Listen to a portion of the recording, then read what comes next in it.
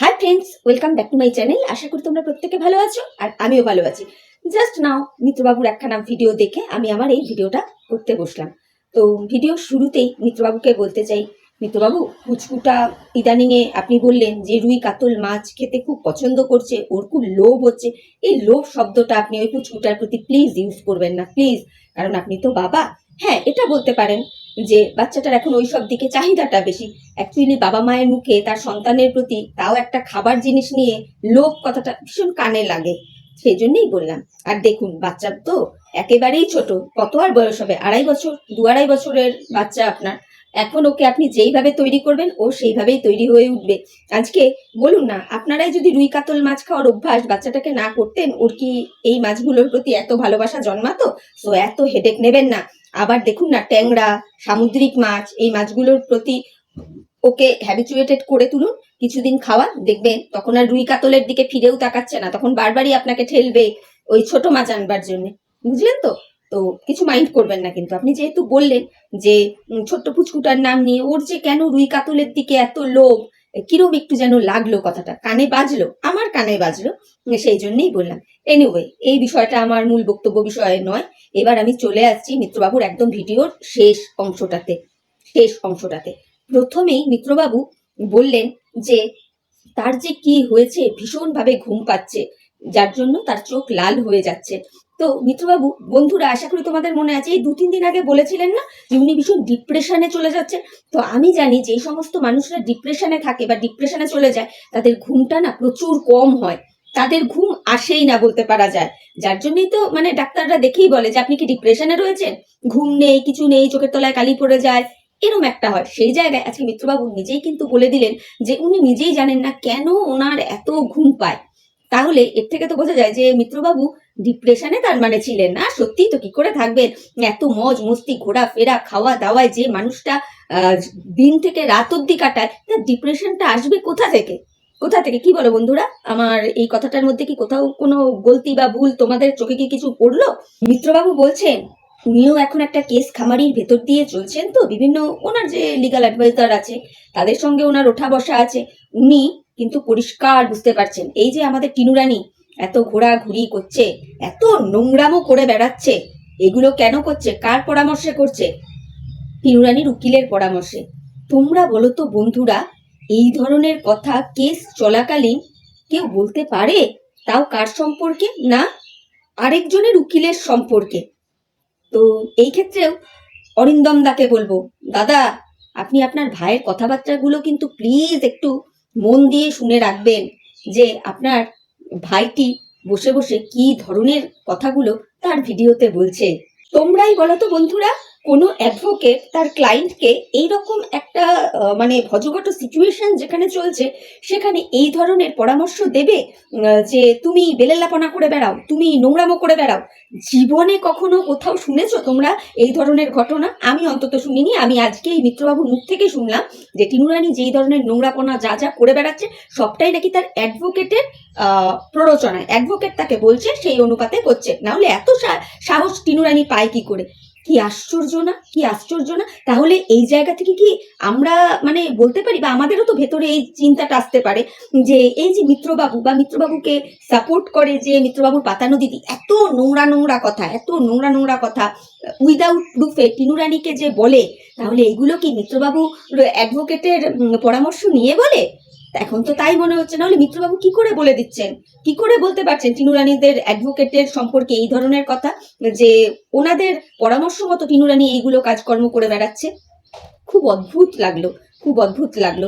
Again বলবো অরিন্দম দা, আপনি আপনার ভাইয়ের কথাবার্তাগুলো খুব মনোযোগ সহকারে শুনবেন। কিন্তু আজকে যে ব্লগটা দিয়েছে সেই ব্লগের কথাগুলোর কথাই বললাম। এরপর আমাদের মিত্রবাবু বলছেন এই যে টিনুরানি ভ্যালেন্টাইন্স ডে মানালো, তার বয়ফ্রেন্ডের সাথে এইখান ওখান ঘোরাফেরা করছে, এগুলো কেন করছে? জাস্ট মিত্রবাবুকে জ্বলাবার জন্য। তা আমি বলি কি মিত্রবাবু, আপনি তো ফেলা থুতু চাটবেনই না, আপনি নিজেই বলেছেন আপনার ব্লগে। তাহলে টিনুরানি কি করলো কি না করলো আপনি জ্বলবেন কেন? টিনুরানির কার্যকলাপ দেখে আপনি জ্বলবেন কেন? যাই হোক, তবে আপনি আজকে নিজেই বললেন যে আপনার লিগাল অ্যাডভাইজার বলে রেখেছে যে যতক্ষণ না মানে আপনাদের এই কেসটা যেটা চলছে সেটার কোনো মীমাংসা হয়, ততক্ষণ আপনি কোনো লিগাল কোনো সম্পর্কে জড়াতে পারবেন না, মানে লিগাল ভাবে কোনো সম্পর্কে জড়াতে পারবেন না। তো আপনি নিজেই তারপরে বললেন যে এই যে টিনু রানী এইসব করে যাচ্ছে, কেন, কি কারণ? আপনাকে জ্বলাবার জন্য। কিন্তু বিশ্বাস করুন, টিনু রানীর কোনো ভিডিওতে, কোনো কিছুতে দেখে তো মনে হয় না যে আপনাকে দেখিয়ে, আপনাকে শুনিয়ে, আপনাকে জ্বলিয়ে কিছু করছে বলে। আপনি জ্বলছেন কেন? এটা প্রথমে বলুন তো। এখনো কি টিনু রানীর প্রতি আপনার কোনো ফিলিংস আছে নাকি? বলবেন কিন্তু। তাহলে এখনো দুপক্ষের লয়াররা একত্রিত ভাবে বসে হয়তো আপনাদের সম্পর্কটাকে বিচ্ছেদের থেকে আবার সংযুক্ত করে দিলেও দিতে পারে। সেই জন্য বললাম, খারাপ ভাবে নেবেন না মিত্রবাবু। মানুষ জলে কখন, যদি আজকে আমি যাকে ভালোবাসি, আমি যদি চোখের সামনে দেখতে পাই সে অন্য কোনো ছেলের সাথে ঘোরাঘুরি করছে বা অন্য কোনো মেয়ের সাথে ঘোরাঘুরি করছে, সে আমাকে প্রায়োরিটি দিচ্ছে না, অন্য কাউকে প্রায়োরিটি বেশি দিচ্ছে, আমাকে ভালোবাসছে না, তাকে বেশি ভালোবাসছে, তখন না আমার ভেতরে জ্বলুনি, হিংসা, এই জিনিসগুলো কাজ করবে, তাই না মিত্রবাবু? যেগুলো পরিষ্কার আপনার আজকের ব্লগের কথা থেকে কিন্তু বোঝা গেল। বন্ধুরা, তোমরাও একটুখানি কিন্তু মিত্রবাবুর ভিডিওগুলো দেখো, মানে আজকের ভিডিওটা, ব্লগ ভিডিওটা দেখো, আর মিলিয়ে নিও। আমি যে কথাগুলো বললাম সেগুলো কি খুব অযৌক্তিক কথা বলেছি? প্রত্যেকটা ভিডিওতে এখন এই কথাটা তো আমি অন্তত বলবো যে আমি যুক্তি দিয়ে কথা বলছি ইয়া অযৌক্তিক কথা বলছি। অরিন্দম দাদাও কিন্তু বলে দিয়েছে যে যুক্তি দিয়ে কন্ট্রোভার্সি করতে। তো তোমরা তো রয়েইছো আমার ভালোবাসার ভিউয়ার্স বন্ধুরা। আমি যদি ভুল করি তাহলে তোমরা পারবে না আমার ভুলটা রেকটিফাই করে দিতে? এই বিশ্বাসটা আমি তোমাদের ওপর রাখি। এই প্রসঙ্গে টিনু রানীকে বলবো, এই টিনু রানী, একদম মিত্রবাবুকে জ্বলাবার চেষ্টা করবি না। তুই কি ভাবিস যে তোরই একা শুধু দীপ্তবাবু রয়েছে? মিত্রবাবুর লাইফেও কিন্তু এখন মিত্রবাবুর বান্ধবী চলে এসছে। কেন বলতো? মিত্রবাবুর যে অ্যাডভাইজার, উনি বলেছেন যে আপনার যা ইচ্ছে আপনি তাই করুন, লিগাল ভাবে কোনো রিলেশনে যুক্ত হবেন না। নাকি আপনি একদম পুরো ছুট দিয়ে রেখেছে। হ্যাঁ, তুই তারপরেও মিত্রবাবুকে জ্বলাবার চেষ্টা করিস? একদম করবি না, একদম করবি না। এক ফোঁটা ভয় নেই তোমার, তাই না? সবই তো করো তোমার অ্যাডভাইজারের বুদ্ধি মতো, পরামর্শ মতো। এরপরে আবার মিত্রবাবুকে জ্বলাবার চেষ্টা। খুব বকা খাবি কিন্তু, খুব বকা খাবি।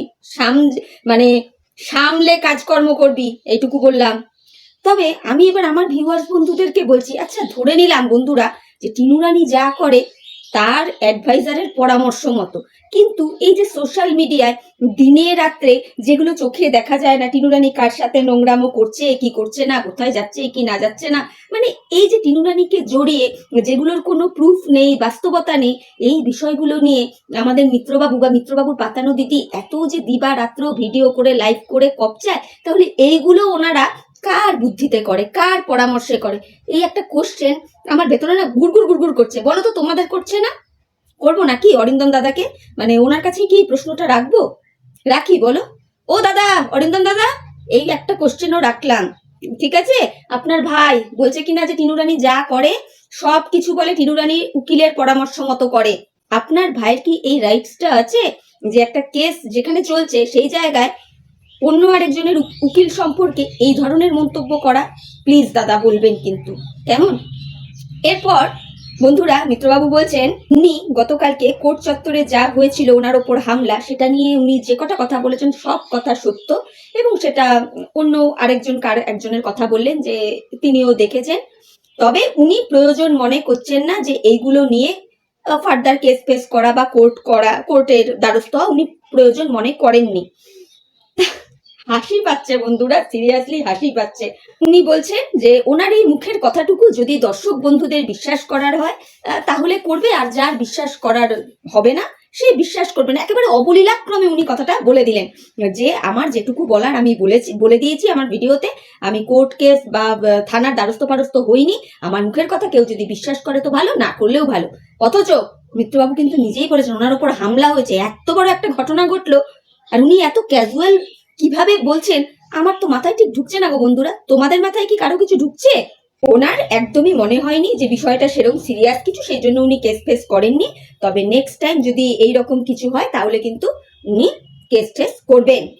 এরপর মিত্রবাবু বলছেন আমাদের টিনু রানীর উদ্দেশ্যে, কিরে তুই যদি এতই সৎসাহস তোর থেকে থাকে সামনে এলি না কেন? দেখছিলাম তো ফোনে ফোনে কথা বলছিলিস, ফোনে তোর প্রিয় মানুষটাই ছিল, ফোকলাই ছিল। তাহলে মিত্রবাবু আপনি যে বললেন আপনার গাড়ির পেছনে নাকি দাঁড়িয়েছিল ফোকলা, তাহলে এটা কিরম হলো?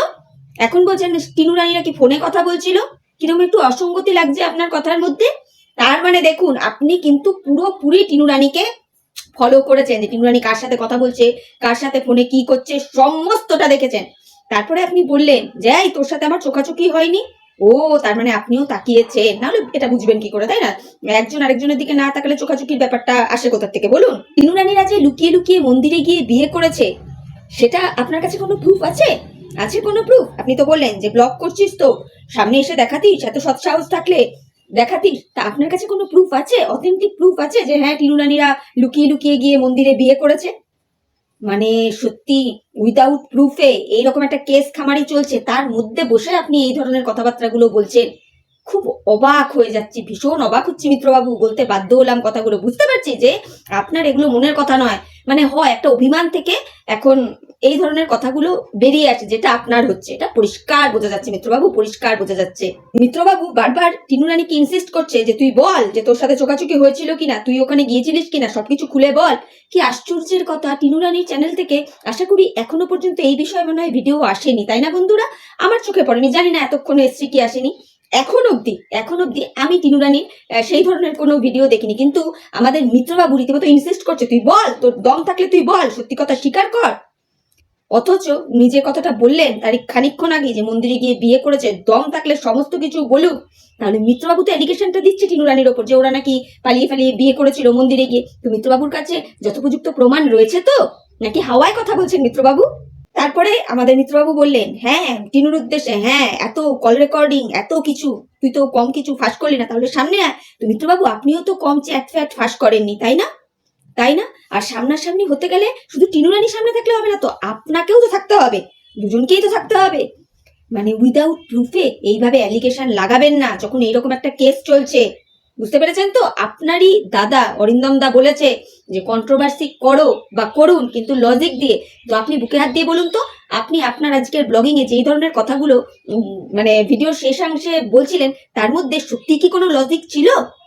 ছিল? আমার তো মনে হয় ছিল না। অরিন্দম দা ভালো করে দেখবেন কিন্তু প্লিজ। তো যাই হোক বন্ধুরা, এইবার মিত্রবাবুর ভিডিওর একদম শেষ পার্টটুকু নিয়ে দু চারটা কথা বলবো। তো মিত্রবাবু বলছেন যে বিষয়টাকে হামলা কেন উনি বলবেন না, যেহেতু প্রত্যেকেই তাকে কোশ্চেন করেছে যে হামলা কেন বলছে, তো হামলা কেন বলবেন না উনি। তো মিত্রবাবু ডেসক্রাইব করছেন যে 3-4 জন মহিলা মুখে স্কার্ফ ফার্ফ পরে একেবারে তাদের গাড়ির সামনে গিয়ে ভেতরের সব ক্যামেরা ফ্যামেরা করছিল, ছবি টবি তুলছিল, এটা হামলা করা হয়ে গেল? উরে বাবা, এটা তো আততাই ব্যাপার স্যাপার। সরি বন্ধুরা, একটা ফোন এসে গেছিল। তো এটা তো একটা মানে আততাই ব্যাপার স্যাপার, তাই না?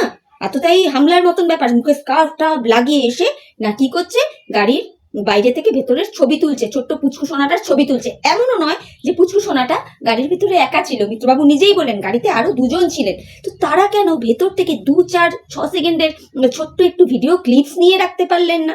কেন পারলেন না? তাহলে তো সেটাও মিত্রবাবুরা প্রুফ হিসেবে দেখাতে পারতেন যে হ্যাঁ হামলা করতে এসেছিল মুখে স্কার্ফ টাপ লাগিয়ে একদম আততায়ীদের মতো। কেন করলেন না? একটা অদ্ভুত লাগছে না ব্যাপারটা? মানে উনি যা বলছেন মুখে বলছেন, যার কোনো একটা প্রুফ নেই। এবং এই সম্পূর্ণ ঘটনাটা ঘটেছে কোথায় না, একটা প্রোটেক্টিভ এরিয়াতে, কোর্ট চত্বরে দাঁড়িয়ে। এখন আমিও মাঝে মাঝে ভাবছি বিষয়টা কি স্বপ্নে হয়েছে না জাগনা অবস্থাতে হয়েছে, একটু ভাবাচ্ছে। একটা কোর্ট চত্বরে কিছু মহিলাই হোক পুরুষই হোক, মুখ ফুকে স্কার্ফ দিয়ে মুখ ঢেকে এতটাই মতো সেজে গুজে সামনে আসছে, অথচ মানে কারো চোখে পড়ছে না। এবং শুধু এসেই নেই, তারা ক্যামেরা করছে, ছবি করছে, ভেতরে পুচকুটা ছাড়া আরো মানে 2 জন প্রাপ্তবয়স্ক মানুষজন রয়েছে, তারা কোনো ক্লিপস রাখলেন না। একটু অদ্ভুত না? অদ্ভুত। তোমরা অবশ্যই এই বিষয়গুলো কিন্তু ভেবে দেখো। আর অরিন্দম দা আপনিও প্লিজ একটুখানি আপনার ভাইয়ের এই কথাগুলো একটু শুনবেন, একটু বিচার করে দেখবেন। বুঝতে পেরেছেন? এটুকু রিকোয়েস্ট করবো আপনার কাছে। আপনি আমার থেকে অনেক জানেন, অনেক বোঝেন। আমার এই ছোট্ট মাথায় যেগুলো মিত্রবাবুর ব্লগ দেখে মনে হলো সেই কথাগুলোই জাস্ট শেয়ার করছি, এছাড়া আর কিচ্ছু না। লাস্টে আমাদের মিত্রবাবু বলছেন ওইখানে ফোকলা কি করছিল, কিন্তু তার খানিকক্ষণ আগেই মিত্রবাবু বললেন যে টিনু রানী নাকি ফোনে কথা বলছিল। তারপরেই বলছেন উনি যে ফোকলা গাড়ির পেছনে দাঁড়িয়েছিল। ঠিক বিষয়টা না মানে একটু তালগোল পাকিয়ে যাচ্ছে। মেবি হতে পারে ফোনে কথা বলার পর হয়তো ফোকলা ওখানে গিয়েছিল। কিন্তু একটা জিনিস বোঝা যাচ্ছে এই টোটাল বিষয়টা থেকে কোনো দিক থেকে এটাকে হামলা বলা চলে না। হামলা কাকে বলে? কাউকে আমি মারতে যাব, ধরতে যাব, মানে একটা বিতিকিচ্ছির একটা বিশৃঙ্খলা সৃষ্টি হবে, সেটাকে আমরা বলতে পারি যে এই তো এই জায়গায় একটা হামলা হলো। সেরকম তো ব্যাপারটা নয়, তাই না? তো মিত্রবাবু মনে হয় এটা একটুখানি বেশি বাড়িয়ে বলে ফেলেছেন। এনিওয়ে, তো মিত্রবাবুর ভিডিওটা দেখে আমার মনে হলো এই কটা কথা বলা যায়, সেই জন্যই বললাম। তবে মিত্রবাবু আপনার কাছে হাত জোর করে রিকোয়েস্ট করব, কোনো উকিলের সম্পর্কেই এই ধরনের মানে প্ররোচনা দিচ্ছে উল্টোপাল্টা কাজ করতে, এই ধরনের অ্যালিগেশনগুলো লাগাবেন না প্লিজ। আজকে যারা উকিল, এটা তো ওনাদের প্রফেশন, তারা তাদের নিজের যথেষ্ট যোগ্যতা দিয়ে সেই জায়গাটাতে এসছে, এটা সবসময় মাথায় রাখবেন প্লিজ প্লিজ। তো চলো বন্ধুরা, আমি এতক্ষণ যে কটা কথা বললাম তোমরা একটুখানি বিচার বিশ্লেষণ করে দেখো যে আমি সঠিক বললাম না বেঠিক বললাম। যদি তোমাদের মনে হয় আমার কথায় যুক্তি আছে, তাহলে তোমরা তোমাদের মূল্যবান মতামত আমার কমেন্ট বক্সে জানিও। আর ভিডিওটা দেখে ভালো লাগলে অবশ্যই লাইক, কমেন্ট, শেয়ার আর সাবস্ক্রাইব করে আমার চ্যানেলের পাশে থেকো। তাহলে চলো এখনকার মতো বিদায় নিচ্ছি, পরে নতুন ভিডিওর সাথে আবার দেখা হয়ে যাবে। ততক্ষণ প্রত্যেকে ভালো থেকো, tata, bye, love you all.